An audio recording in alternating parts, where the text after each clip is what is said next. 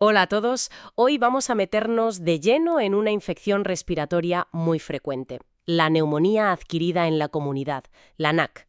Exacto. Y lo haremos siguiendo las pautas de la guía AWARE de la OMS, que se centra mucho en cómo usar bien los antibióticos. Eso es, una guía muy práctica.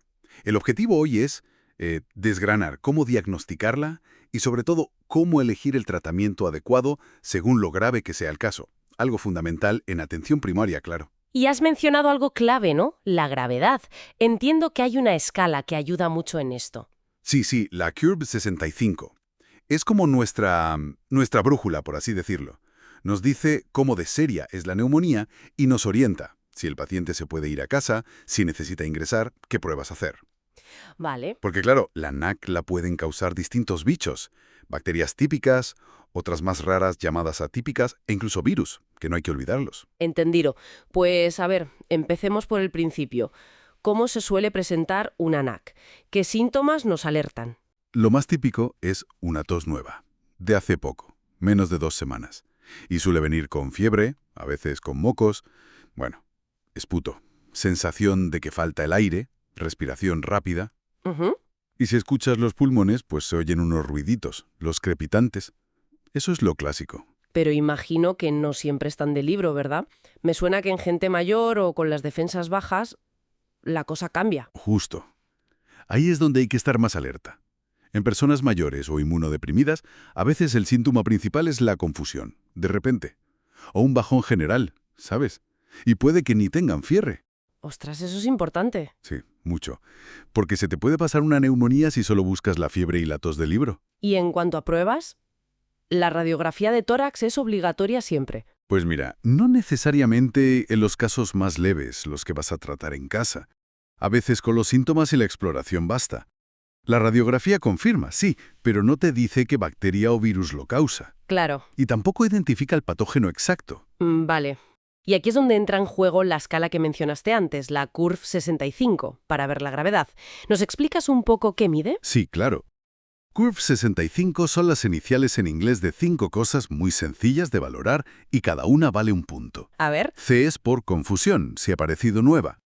U es por urea, un análisis de sangre. Si está alta, mal asunto para el riñón. Vale, la urea necesita análisis. Eso es. R es por la frecuencia respiratoria, si es de 30 o más por minuto. B es por la tensión arterial, la blood pressure, si está baja. Y el 65 es por la edad, si tiene 65 años o más. O sea, confusión, urea, respiración, tensión y edad. Fácil de recordar. Exacto.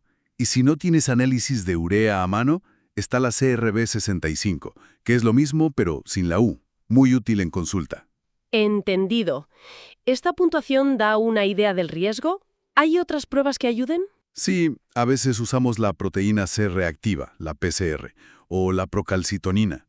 Dan pistas sobre si es más probable que sea bacteria o virus, aunque no son infalibles, ¿eh?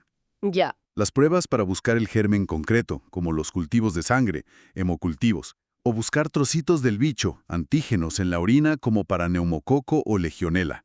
Eso más bien para casos graves, los que ingresan. Lógico. Y claro, siempre pensar en otras cosas y cuadra. Tuberculosis, gripe, COVID, hay que hacer las pruebas específicas y sospechas. La OMS, por ejemplo, recomienda un test rápido molecular para la tuberculosis en esputo si hay dudas. Hablemos de los culpables habituales. ¿Quién suele causar la NAC? El rey sigue siendo el Streptococcus pneumoniae. Vamos, el neumococo de toda la vida. El clásico. Sí. Luego, Haemophilus influenzae o Moraxella catarrhalis, sobre todo en gente con EPOC o que fuma mucho. El Staphylococcus aureus a veces aparece después de una gripe, ojo. Y otras bacterias, las enterobacterias, se ven más en pacientes con otras enfermedades serias. Esas son las típicas. ¿Y las atípicas? ¿Suenan más misteriosas? Bueno, son bacterias un poco diferentes. Ahí tienes Mycoplasma o Chlamydia pneumoniae, que son más de gente joven. Legionela, que se asocia a veces a brotes por agua, aire acondicionado. Ah, sí, la legionela. Eso es. Y Coxiella burnetii, la fiebre Q, más si hay contacto con ganado. Y no olvidemos los virus. Gripe, el VRS en niños y mayores, el propio SARS-CoV-2, son causa importante de neumonía también. Vale, un buen repaso de los sospechosos. Ahora vamos a lo práctico. ¿Cómo usamos la puntuación Curb 65 para decidir qué hacer? Pues es la guía principal. Si la puntuación es 0 o 1, hablamos de una NAC leve o moderada. Generalmente se pueden tratar en casa con antibiótico por boca. ¿Y qué antibiótico se suele dar? La primera opción suele ser amoxicilina, pero a dosis altas, 1 gramo cada 8 horas. O también doxiciclina. Ujú. Vale, amoxicilina o doxiciclina para los leves. ¿Y si la puntuación es 2? Con un Curb 65 de 2, la cosa se pone más seria. Hay que plantearse muy seriamente el ingreso en el hospital. El tratamiento ya suele ser por vena. Ajá, ¿intravenoso? Sí, con antibióticos como cefotaxima o ceftriaxona, que son cefalosporinas. Y aquí es importante pensar en añadir otro antibiótico, como la claritromicina, para cubrir también a esas bacterias atípicas que dijimos. Cubrir todos los frentes, ¿no? Exacto. Y con puntuación 2 ya sí que se recomienda hacer pruebas para intentar encontrar al culpable. ¿Y los casos más graves? Puntuación de 3 o más. Esos van al hospital sí o sí, y a menudo necesitan ir a la UCI, a cuidados intensivos. El tratamiento intravenoso es como en el grupo de 2, pero digamos que con más urgencia, incluyendo esa doble cobertura con claritromicina para los atípicos. Y aquí las pruebas microbiológicas son cruciales. ¿Y cuánto tiempo de antibiótico? ¿Una semana? ¿10 días? Lo normal, lo estándar que se recomienda ahora, son 5 días. ¿Solo 5 días? Sí, para la mayoría de los casos no complicados. Al 5.º día se valora. Si el paciente no va bien, o si era un caso grave desde el inicio, pues se puede alargar, claro. Pero la tendencia es a acortar tratamientos. Interesante. En resumen, yo creo que la guía de la OMS da un esquema muy claro. La escala Curb 65 es sencilla, rápida y te ayuda a clasificar el riesgo. Y según eso, decides dónde tratar al paciente y qué antibiótico darle. Diferencia muy bien los casos leves de los graves. La verdad es que sí, parece un enfoque muy estructurado y útil para el día a día en la consulta. Ayuda a tomar decisiones más rápido y, sobre todo, a usar los antibióticos de forma más adecuada.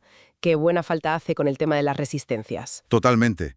Es una herramienta clave para optimizar cómo tratamos estas infecciones tan comunes. Y esto nos deja pensando, ¿eh? La guía se apoya mucho en la clínica y en esta escala Curb 65. Pero claro, con la preocupación que hay por las resistencias y lo difícil que es a veces saber solo por los síntomas si es bacteria o virus, ¿qué papel podrían jugar en el futuro? No sé, biomarcadores más rápidos, pruebas que en la propia consulta nos dijeran con más seguridad si hace falta antibiótico, quizás incluso antes de calcular el Curb 65. Es una buena reflexión, sí. La tecnología avanza y tener herramientas diagnósticas más precisas y rápidas en atención primaria sería desde luego un gran paso para afinar todavía más el uso de antibióticos. Habrá que ver qué nos depara el futuro en ese campo. Sin duda. Pues un tema muy interesante y práctico.